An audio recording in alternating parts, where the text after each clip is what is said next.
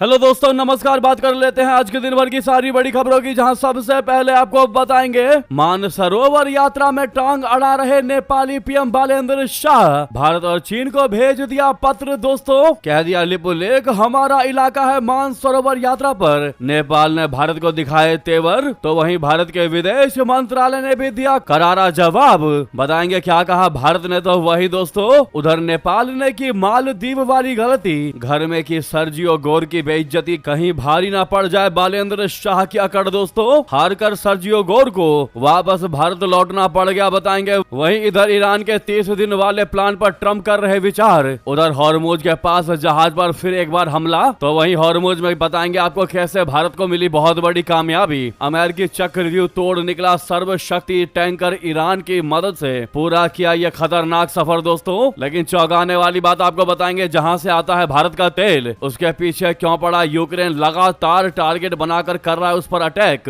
तो वहीं दोस्तों, किसका होगा आज बंगाल, असम, तमिलनाडु, केरलम में कौन मारेगा बाजी। 5 राज्यों के चुनाव के नतीजे आज आ रहे हैं, लेकिन उससे पहले ही आपको बता देंगे दोस्तों, बंगाल के चुनावी नतीजों से पहले ही सट्टा बाजार किसको जिता रहा है और सट्टा बाजार की एक्यूरेसी कितनी रहती है आपको अच्छे से मालूम है दोस्तों। ऐसे में बताएंगे सट्टा बाजार पश्चिम बंगाल में किसको जिता रही है, बीजेपी को या फिर ममता बनर्जी को। एक से एक बेहतरीन जानकारी आज आपको बताने वाले हैं। बस आप वीडियो के अंत तक बने रहिएगा। और खबरों में आगे बढ़ने से पहले, अगर आप भी मानते हैं कि अखंड भारत के साथ किसी ने भी खिलवाड़ करने का प्रयास किया तो उसका हाल बुरा होगा, तो वीडियो को लाइक करके, चैनल को सब्सक्राइब करके, बेल आइकन दबा के कमेंट में जय हिंद अवश्य कहिएगा। बात करते हैं पहली सबसे बड़ी खबर की, जहां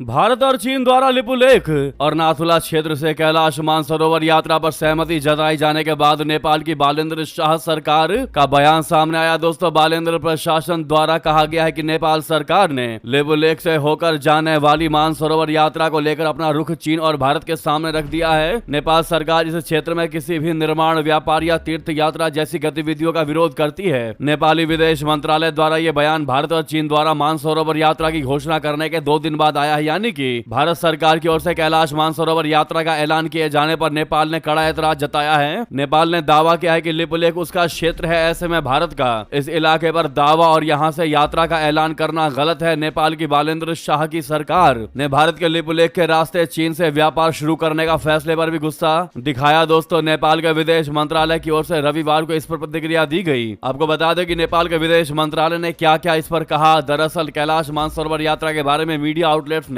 सवालों को उठाया है। यह यात्रा भारत और चीन के बीच नेपाली इलाके लिपुलेख के रास्ते होती है, जिस पर चिंताएं हैं। नेपाल सरकार इस बात पर पूरी तरह से साफ और पक्की है कि महाकाली नदी के पूरब में लिम्पियाधुरा, लिपुलेख और काला पानी 1816 की सुगौली संधि के बाद उसे नेपाल का हिस्सा है। नेपाल सरकार ने कैलाश मानसरोवर यात्रा के बारे में डिप्लोमेटिक चैनलों के जरिए भारत और चीन दोनों को अपना रुख और चिंता बता दी है, क्योंकि यह यात्रा नेपाली इलाके लिपुलेख से होकर जाएगी। इससे पहले भी नेपाल सरकार लगातार भारत से इस इलाके में सड़क बनाने, बॉर्डर पर व्यापार और तीर्थ यात्रा जैसी कोई भी एक्टिविटी ना करने की अपील करती रही है। इसके अलावा ये साफ किया जाता है कि हमने भारत के साथ साथ दोस्त देश चीन को भी ऑफिशियली इस बात की जानकारी दी है कि लिपुलेख नेपाल का इलाका है। ऐसे में नेपाल की बालेंद्र शाह सरकार ने भारत और चीन को पत्र भेजा है, ये कहते हुए कि ये क्षेत्र हमारा है और हम ये यात्रा नहीं होने देंगे अपने क्षेत्र से गुजरते हुए।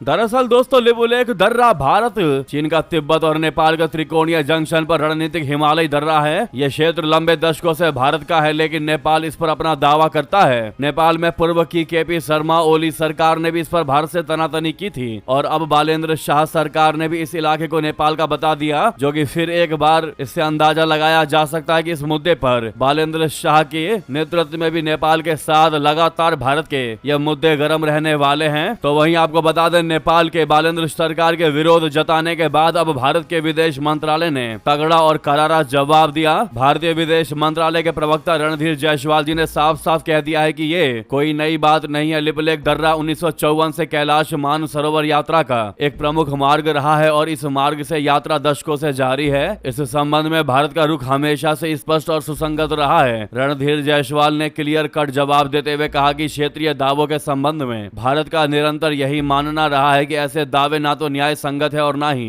ऐतिहासिक तथ्यों और साक्ष्यों पर आधारित है। क्षेत्रीय दावों का इस प्रकार का एक तरफा कृत्रिम विस्तार अस्वीकार है यानी अनएक्सेप्टेबल है। भारत द्विपक्षीय संबंधों के सभी मुद्दों पर नेपाल के साथ रचनात्मक बातचीत करने के लिए तत्पर है, जिसमें संवाद और कूटनीति के माध्यम से सहमत लंबित सीमा मुद्दों का समाधान भी शामिल है। नेपाल के विदेश मंत्रालय ने एक बयान में कहा कि तीर्थ यात्रा के मार्ग को अंतिम रूप देने से पहले काठमांडू से परामर्श नहीं किया गया। नेपाल के कैलाश मानसरोवर यात्रा पर आपत्ति उस वक्त जताई जब भारत ने यह यात्रा जून और अगस्त के बीच आयोजित किए जाने की घोषणा की। दोस्तों, नेपाल का क्या कहना है और भारत का क्या कहना और भारत ने क्या जवाब दिया है, हमने आपको दोनों बातें बता दी। हालांकि नेपाल को भारत के साथ इस मुद्दे पर बहस करनी ही नहीं चाहिए, क्योंकि अखंड भारत में पूरा नेपाल भी आता है। तो बात यहाँ सिर्फ लिपुलेख दर्रे की ही क्यों करें? जब हम नेपाल को लेकर कुछ नहीं कह रहे तो फिर लिपुलेख दर्रे पर नेपाल अपना कैसे अधिकार जमा सकता है? दोस्तों, इस मुद्दे पर आप लोग क्या जवाब देना चाहते हैं और क्या कहते हैं, क्या सुझाव देना चाहते हैं कि किस प्रकार से भारत की मोदी सरकार को लिपुलेख दर्रे को लेकर, लिपुलेख रास्ते को लेकर नेपाल को सटीक जवाब देना चाहिए? जो भी आपका सुझाव हो कमेंट में लिखकर बताएगा, लेकिन साथ ही साथ अखंड भारत जरूर लिख दीजिएगा दोस्तों। और रिक्वेस्ट है, सामने लाइक का बटन अभी तक इस बटन को नहीं दबाया है तो 1 सेकंड भी नहीं लगना, इस लाइक के बटन को अवश्य दबा दीजिएगा।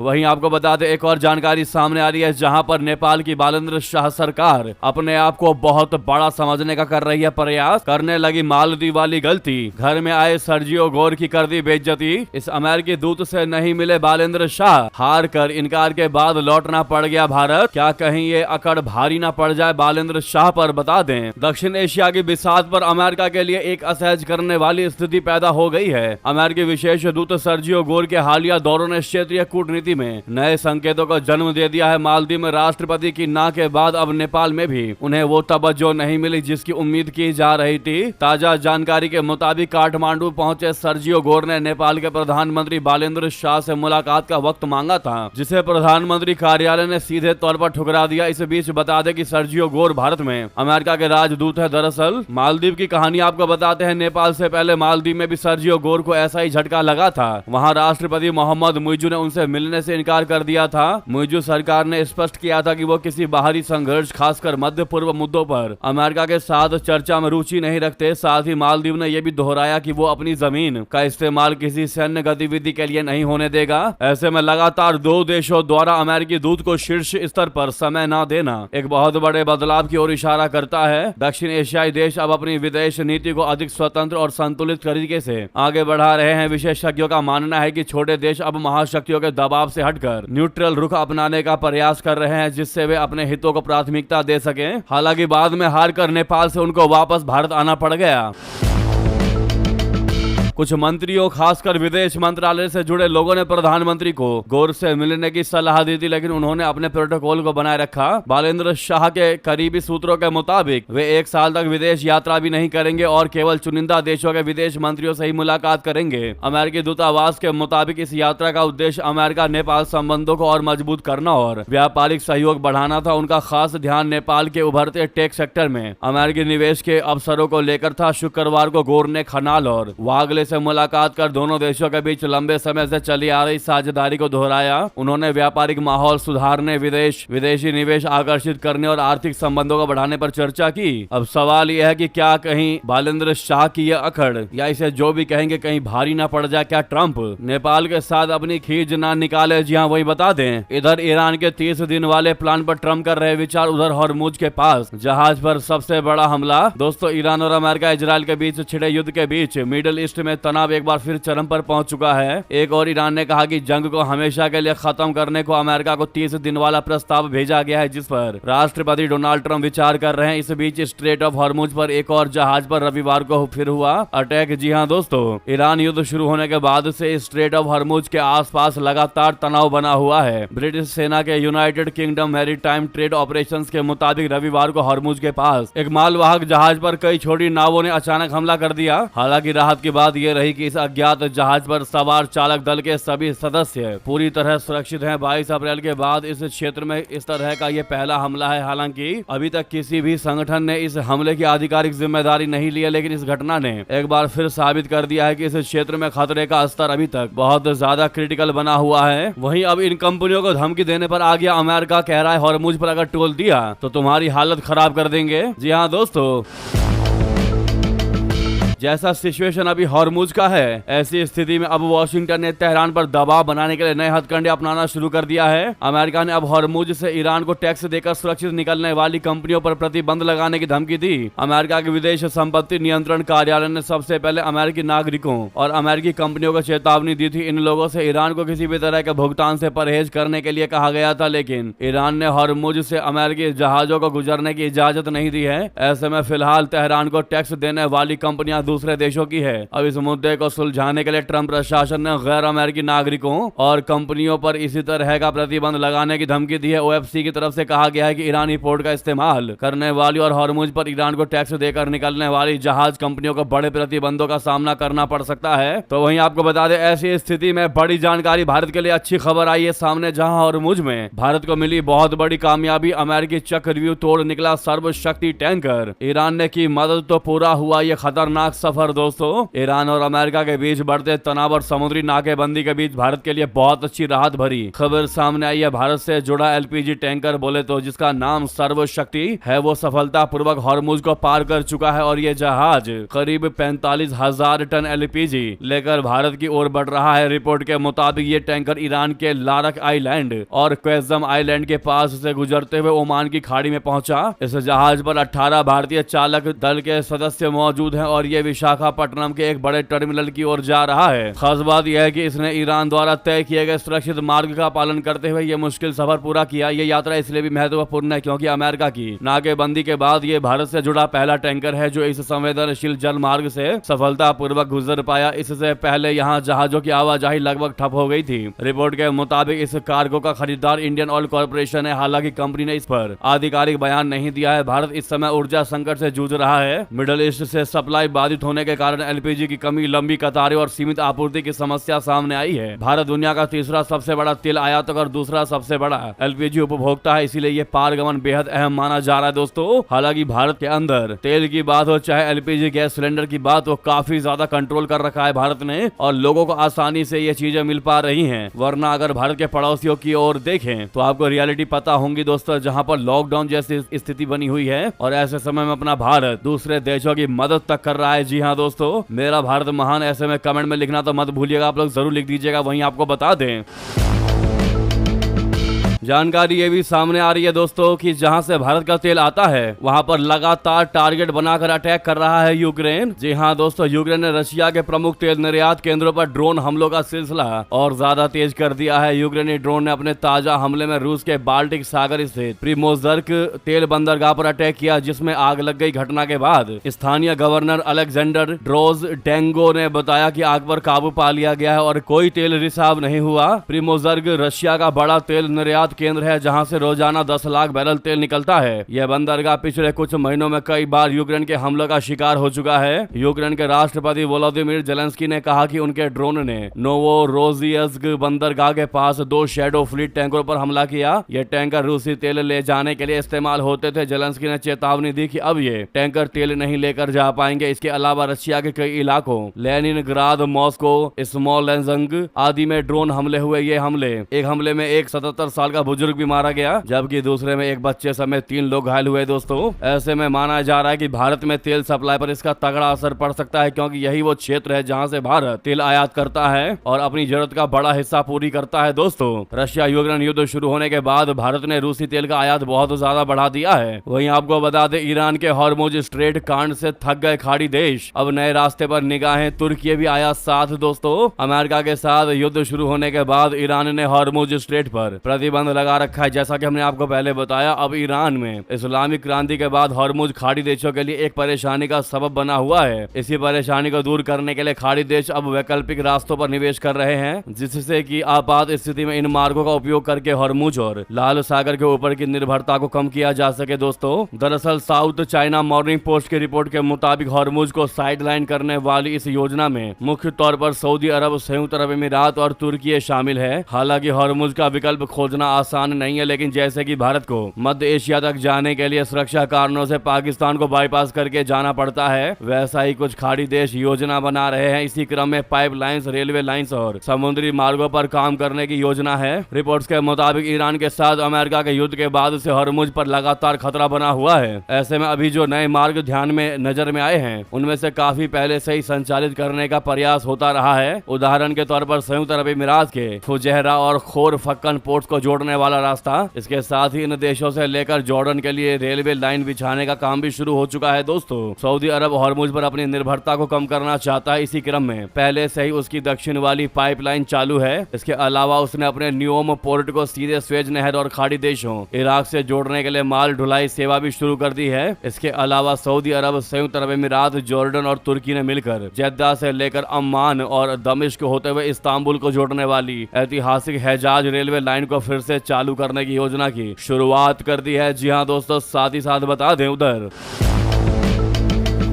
किस देश का पासपोर्ट बना दुनिया में नंबर 1? वहीं भारत और पाकिस्तान किस पायदान पर? 2026 की पासपोर्ट रैंकिंग क्या कहती है आपको बता दें। कहां लाई करता है भारत का पासपोर्ट दुनिया में, आपको बता दें। दोस्तों, आपका पासपोर्ट ये तय करता है कि आप दुनिया के कितने देशों में आसानी से जा सकते हैं। साल 2026 में सबसे ताकतवर और सबसे कमजोर पासपोर्ट के बीच करीब 170 देशों का फर्क है। ये आंकड़े हिनले पासपोर्ट इंडेक्स के आधार पर तैयार किए गए हैं, जिसमें यह देखा जाता है कि किसी देश के नागरिक बिना वीजा कितनी जगहों पर जा सकते हैं। सिंगापुर इस लिस्ट में आज भी पहले स्थान पर बना हुआ है, जहां के नागरिक 192 देशों में बिना वीजा के यात्रा कर सकते हैं। ये आंकड़ा सबसे कमजोर पासपोर्ट वाले देशों के मुकाबले लगभग 5 गुना ज्यादा है। वहीं सबसे कमजोर पासपोर्ट वाले देशों के नागरिक 50 से भी कम देशों में बिना वीजा के जा सकते हैं। ये अंतर दिखाता है कि भूगोल, कूटनीति और राजनीतिक स्थिरता वैश्विक यात्रा पर कितना असर डालती है। वहीं सिंगापुर के बाद दूसरे स्थान पर जापान, तीसरे पर दक्षिण कोरिया और संयुक्त अरब अमीरात है, जहां के नागरिक 187 देशों में बिना वीजा के जा सकते हैं। तो वहीं दोस्तों, बात कर लेते हैं पाकिस्तान के पासपोर्ट की, जहां पाकिस्तान का पासपोर्ट दुनिया के सबसे कमजोर पासपोर्ट में गिना जाता है। यह 98वें स्थान पर आज मौजूद है दोस्तों, और ये रैंक यमन के साथ साझा करता है। आसान भाषा में समझे तो पाकिस्तानी पासपोर्ट रखने वाले लोग सिर्फ करीब 31 से 35 देशों में ही बिना वीजा या पहुंचने पर वीजा लेकर यात्रा कर सकते हैं। यानी उनके लिए दूसरे देशों में जाना काफी सीमित है, लिमिटेड है। वहीं दोस्तों, अब बात करते हैं जो आप जानना चाहते हैं भारत की। भारतीय पासपोर्ट की स्थिति क्या है, तो आपको बता दें, भारत का पासपोर्ट इस साल 80वें स्थान पर है। दोस्तों, भारतीय नागरिक जो है वो 55 से 58 देशों में वीजा मुक्त या वीजा ऑन अराइवल यात्रा कर सकते हैं। बाकी टॉप 20 सबसे ताकतवर पासपोर्ट 2026 में किन किन देशों का है, वो आप सामने स्क्रीन पर देख ही पा रहे होंगे। अगली खबर की बात करते हैं, जहां एक रिपोर्ट में बड़ा खुलासा, ग्रेट निकोबार प्रोजेक्ट से बढ़ जाएगी भारत की ताकत। चीन के लिए है तगड़ी चुनौती। दोस्तों, भारत का महत्वाकांक्षी ग्रेट निकोबार प्रोजेक्ट एक बड़ा इंफ्रास्ट्रक्चर प्लान है, जिसका मकसद देश के सबसे दक्षिणी द्वीप को एक रणनीतिक, कमर्शियल और मिलिट्री हब में बदलना है। इसे इंडो पैसिफिक क्षेत्र में बड़ा बदलाव लाने वाला कदम माना जा रहा है। खासकर चीन के लिए इसके बड़े असर हो सकते हैं। भू राजनीतिक में कभी कभी ऐसे मौके आते हैं जब कोई एक प्रोजेक्ट पूरे इलाके की रणनीति बदल देता है। जी हाँ, संडे गार्डियन में छपी एक रिपोर्ट के मुताबिक great Nicobar island development project भी ऐसा ही एक मौका है। करीब $10 बिलियन का ये बड़ा प्रोजेक्ट भारत के इस द्वीप को एक बड़े व्यापारिक और सैन्य केंद्र में बदलने की योजना है। इससे इंडो पैसिफिक में ताकत का संतुलन भी बदल सकता है। ये द्वीप मलक्का स्टेट के पास स्थित है, जो दुनिया के सबसे व्यस्त समुद्री मार्गों में से एक है। दोस्तों, इस वजह से भारत को यहाँ से समुद्री व्यापार पर नजर रखने और आवश्यकता पड़ने पर असर डालने का बड़ा फायदा मिल सकता है। चीन का काफी तेल और व्यापार इसी रास्ते से गुजरता है, इसीलिए ये उसकी रणनीति में एक कमजोर कड़ी मानी जाती है, जिसे मलक्का डिलेमा कहा जाता है। विशेषज्ञों का मानना है कि ग्रेट निकोबार का विकास भारत को पूर्वी हिंद महासागर में समुद्री ताकत बढ़ाने में मदद करेगा, उसकी सैन्य लॉजिस्टिक्स मजबूत करेगा और सिंगापुर और कोलंबो जैसे विदेशी बंदरगाहों पर निर्भरता कम करेगा। ऐसे में भारत द्वारा ग्रेट निकोबार प्रोजेक्ट बनाए जाने पर आपकी क्या राय है दोस्तों, अवश्य कमेंट करके बताइएगा। वहीं आपको बता दें, दक्षिण चीन सागर में फिलीपींस का बड़ा ही सख्त एक्शन, चीनी जहाजों को खदेड़ने के लिए भेज दिए स्तरीय विमान जहाज। जी हां दोस्तों, दक्षिण चीन सागर में तनाव एक बार फिर बढ़ गया है। फिलीपीन कोस्ट गार्ड ने घोषणा की है कि वो अपने विमानों और जहाजों को तैनात कर 4 चीनी रिसर्च जहाजों को अपने जल क्षेत्र से बाहर करेगा। पीसीजी के प्रवक्ता जे टिरियला के मुताबिक इन जहाजों का पता कनाडा के डार्क वेसल डिटेक्शन सिस्टम के जरिए लगाया गया। मनीला का कहना है कि ये जहाज बिना अनुमति समुद्री शोध कर रहे हैं, जो United Nations Convention on the Law of the Sea का उल्लंघन है। इन जहाजों में सबसे खास है हुआईयून, जिसे दुनिया की पहली इंटेलिजेंट ड्रोन मदरशिप कहा जाता है। यह जहाज 50 से भी ज्यादा ड्रोन हवा, पानी और पानी के नीचे संचालित कर सकता है और बड़े पैमाने पर समुद्री सर्वे कर सकता है। दोस्तों वहीं आपको बता दें, कनाडा ने खालिस्तानियों पर कसा शिकंजा, उग्रवाद को बता दिया राष्ट्रीय सुरक्षा के लिए गंभीर खतरा। रिपोर्ट में हुआ बड़ा खुलासा, बता दें कनाडा की खुफिया एजेंसी ने खालिस्तानी उग्रवादियों को देश की राष्ट्रीय सुरक्षा के लिए गंभीर खतरा करार दिया है। रिपोर्ट के मुताबिक कनाडा में सक्रिय ऐसे उग्रवादी समूह संस्थानों का इस्तेमाल कर अपने हिंसक गतिविधियों को बढ़ावा देते हैं और इसके लिए धन भी जुटाते हैं। बीते शुक्रवार को कनाडा सरकार की वेबसाइट पर जारी CSIS की वर्ष 2025 की रिपोर्ट में यह बात कही गई है। कैनेडियन सिक्योरिटी इंटेलिजेंस सर्विस ने अपनी 2025 की सार्वजनिक रिपोर्ट में बताया कि कनाडा में सक्रिय खालिस्तानी उग्रवादियों की गतिविधियां लगातार चिंता का विषय बनी हुई है। रिपोर्ट के मुताबिक कनाडा आधारित खालिस्तानी चरमपंथियों की हिंसक गतिविधियों में संलिप्तता न केवल देश की सुरक्षा बल्कि कनाडा के हितों के लिए भी खतरा पैदा कर रही है। रिपोर्ट के मुताबिक ये तत्व कनाडाई नागरिकों के साथ जुड़े होते हैं और देश के संस्थानों का उपयोग करके अपने हिंसक एजेंडे को आगे बढ़ाते हैं। साथ ही ये लोग समुदाय के लोगों से धन एकत्र करते हैं, जिसे बाद में हिंसक गतिविधियों के लिए इस्तेमाल किया जाता है। रिपोर्ट में साफ तौर पर यह भी कहा गया है कि ये खालिस्तानी उग्रवादी ऐसे समूह हैं जो भारत के भीतर एक अलग संप्रभु राज्य बनाने की मांग करते हैं। भारत सरकार ने इन संगठनों को अलगाववादी गतिविधियों में शामिल होने के कारण आतंकी संगठन घोषित कर रखा है। वहीं आपको बता दें, ईरान से तनाव के बीच इजराइल का मास्टर स्ट्रोक, अमेरिका से खरीदेगा घातक F-35 और F-15 फाइटर जेट्स। जी हाँ दोस्तों, मिडल ईस्ट में जारी भारी तनाव और ईरान के साथ बढ़ते टकराव के बीच इजराइल ने अपनी हवाई ताकत को कई गुना बढ़ाने के लिए बड़ा फैसला लिया है। इजरायली रक्षा मंत्रालय ने घोषणा किया है कि वो अमेरिका से F-35 और F-15 लड़ाकू विमानों के 2 और नए स्क्वाड्रन खरीदेगा और इस अरबों डॉलर के सौदे को इजराइल के सीनियर मंत्रियों की एक विशेष डिफेंस डील कमेटी ने मंजूरी दे दी है। इस नए रक्षा सौदे के तहत इजराइल लॉकहीड मार्टिन से सीधा F-35I स्क्वाड्रन और बोइंग से दूसरा F-15I स्क्वाड्रन हासिल करेगा। आने वाले वर्षों में इन विमानों के बेड़े में शामिल होने से इजराइल की वायुसेना की ताकत अकल्पनीय रूप से बढ़ जाएगी।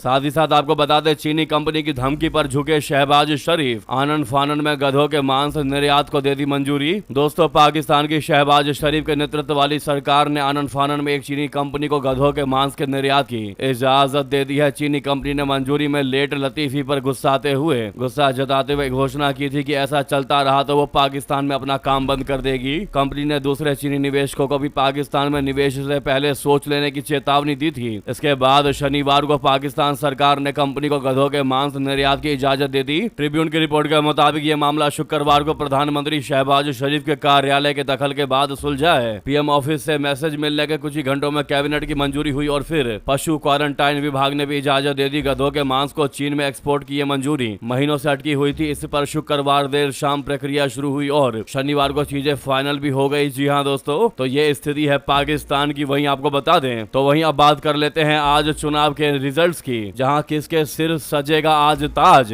आएंगे 5 राज्यों के चुनावी नतीजे, बता दें। पश्चिम बंगाल, असम, तमिलनाडु, केरल और पुडुचेरी में हुए विधानसभा चुनाव के नतीजों का ऐलान सोमवार यानी आज हो रहा है। 4 राज्यों और केंद्र शासित प्रदेश में हुई वोटिंग की मतगणना 4 मई की सुबह 8 बजे से शुरू हो चुकी है। सबसे पहले डाक मतपत्रों की गिनती हो रही है, उसके बाद ईवीएम के मत खोले जाएंगे। इस बार का चुनाव बेहद दिलचस्प और राजनीतिक रूप से अहम माना जा रहा है, क्योंकि इसके नतीजे कई बड़े दलों और नेताओं के भविष्य की दिशा तय कर सकते हैं। इन चुनावों में जहां क्षेत्रीय दल अपनी पकड़ बनाए रखने का प्रयास में है, वहीं भारतीय जनता पार्टी, कांग्रेस और वाम दल भी अपनी राजनीतिक जमीन मजबूत करने के इरादे से मैदान में है। पश्चिम बंगाल में तृणमूल कांग्रेस, तमिलनाडु में द्रविड़ मुन्नेड़ कड़गम, केरलम में वाम लोकतांत्रिक मोर्चा, असम में भाजपा और पुडुचेरी में राष्ट्रीय जनतांत्रिक गठबंधन यानी एनडीए की प्रतिष्ठा दांव पर लगी हुई है। मतगणना केंद्र पर सुरक्षा के कड़े इंतजाम किए गए हैं। 3 स्तरीय सुरक्षा व्यवस्था लागू कर दी गई है। पहली बार चुनाव आयोग ने अनधिकृत प्रवेश रोकने के लिए QR कोड आधारित फोटो पहचान पत्र सिस्टम लागू किया है। केवल अधिकृत लोगों को ही मतगणना केंद्रों में प्रवेश मिलेगा। मोबाइल फोन पर भी कड़ी रोक रहेगी। केवल रिटर्निंग अधिकारी और पर्यवेक्षकों की ही अनुमति होगी। हालांकि पश्चिम बंगाल में दोस्तों केवल 293 सीटों पर ही आज गिनती हो रही है, जबकि एक विधानसभा सीट के लिए इंतजार करना होगा, जिसका मतदान फाल्टा में 21 मई को होगा और फिर उसका भी रिजल्ट 24 मई को आएगा। यानी कि 293 सीटों की गिनती आज हो जाएगी और एक सीट का रिजल्ट 24 मई को आएगा।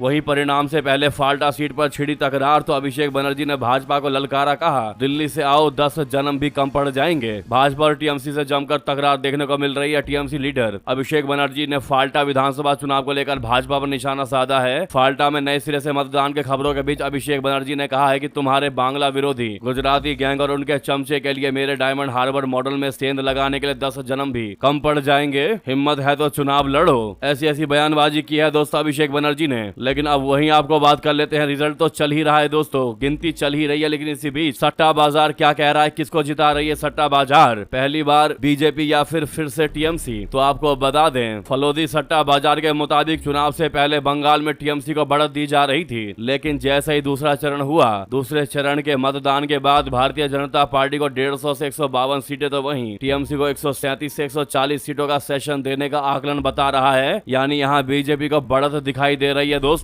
पहले जहां बीजेपी को 100 सीट दी जा रही थी, वहीं अब दूसरे चरण के मतदान के बाद पूर्ण बहुमत के साथ 150 सीटों पर लाकर खड़ा कर रहा है। हालांकि दोस्तों रिजल्ट आज ही है, तो शाम तक तो पता चल ही जाएगा क्या हाल रहा। हालांकि जिस समय आप खबर को देख रहे हैं, क्या लगता है दोस्तों आपको किसका परचम लहराने वाला है पश्चिम बंगाल में? जो भी आपको लगता हो जरूर कमेंट करके बताइएगा। लगे हाथ तो वीडियो को लाइक करके, चैनल को सब्सक्राइब करके, बेल आइकन दबा के कमेंट में जय हिंद कह दीजिएगा। मिलता अगली बड़ी खबर में। यहाँ तक बने रहने के लिए आप सभी का बहुत बहुत धन्यवाद, बहुत बहुत आभार। जय हिंद, जय भारत।